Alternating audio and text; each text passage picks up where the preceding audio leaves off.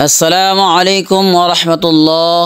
আজকে একটি গুরুত্বপূর্ণ একটি সূরার অংশ, সূরাতুল হাশরের শেষ 3 আয়াত আমরা আজকে শুদ্ধভাবে তেলাওয়াত করব ইনশাআল্লাহ। আপনারাও আমার সাথে সাথে পড়ে তার হরফগুলো কোথা থেকে আদায় হচ্ছে এবং কোন জায়গায় কয় আলিফ টেনে পড়ছি ইনশাআল্লাহ সেগুলো আপনারা ধরতে পারবেন ইনশাআল্লাহ। أعوذ بالله من الشيطان الرجيم. بسم الله الرحمن الرحيم. هو الله الذي لا إله إلا هو عالم الغيب والشهادة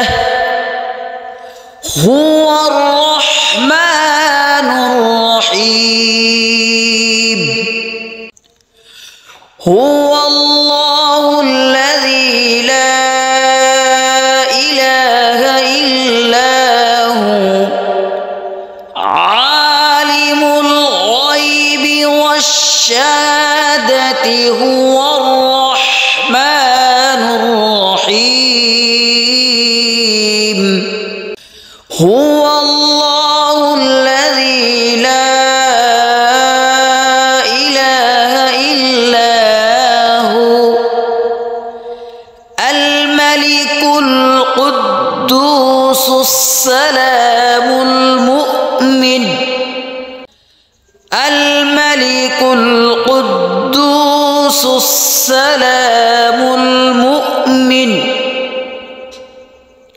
مؤمن المهيمن العزيز الجبار المتكبر. سبحان الله عما يشركون. هو الله الخالق البارئ المصور له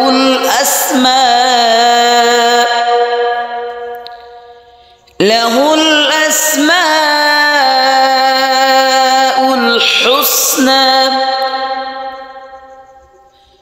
يسبح له ما في السماوات والأرض وهو العزيز الحكيم.